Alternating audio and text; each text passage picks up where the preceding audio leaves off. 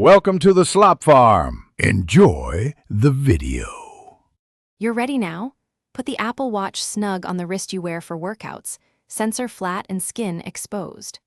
Open the heart rate app or swipe to Control Center and tap the heart icon to start a live read. You do this because movement and loose fit SKU data. Once done, make sure wrist detection and Bluetooth are on, and the watch OS is updated so background monitoring and accuracy work correctly. Now take the measurement. Sit or stand still for 15 to 30 seconds and let the watch stabilize. You'll get a cleaner BPM reading when you breathe normally and avoid talking.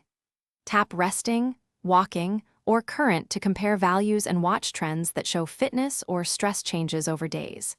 If you start a workout or breathe session, the watch uses different sampling and gives clearer heart rate zones, which is why you should switch modes for exercise versus passive monitoring.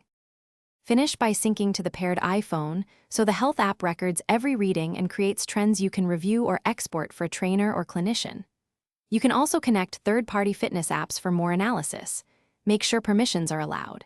If you see sudden spikes or implausible drops, reseat the watch, wipe the sensor with a lint-free cloth, and restart the watch. That simple troubleshooting fixes most errors and